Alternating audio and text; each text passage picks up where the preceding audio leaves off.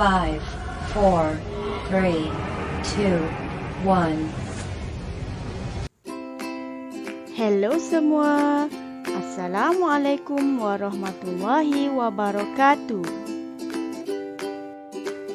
Kembali lagi minggu ini, kita akan belajar mengenai haiwan, yaitu burung. Apa itu burung? Burung ialah haiwan atau binatang yang mempunyai tulang belakang. Ia juga mempunyai 2 kaki, bersayap dan berbulu. Burung biasanya terbang dan berdarah sejuk, iaitu bertelur. Mari kita belajar. Burung merak. M-I-M-R-A-K, rak. Burung merak.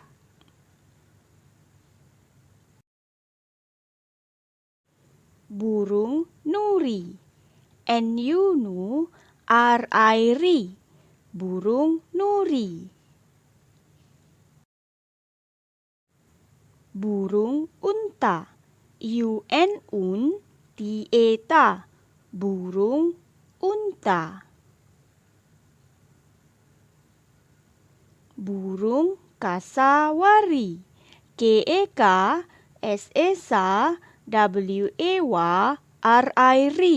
Burung kasawari. Burung pipit. P-I-P-P-I-T. Burung pipit. Burung hudhud. H-U-D hud. H-U-D hud. Burung hudhud. Burung helang. H-E-H-L-A-N-G, lang. Burung helang. Burung gagak. G-A-G-A-K, gak. Burung gagak. Burung bangau. B-A-B-A-N-G-A-U, ngau. Burung bangau. Burung belatuk. B-E-B-L-A-T-U-K, tuk. Burung belatuk. Burung puyuh. P-U-P-Y-U-H-U. Burung puyuh. Burung hantu. H-A-N-T-U. Burung hantu. Burung merpati. M-E-R-P-A-T-I-T. Burung merpati.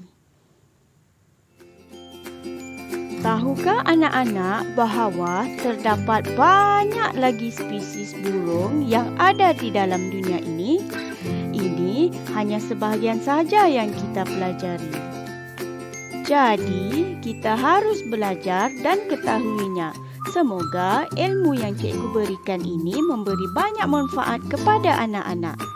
Sekian, terima kasih.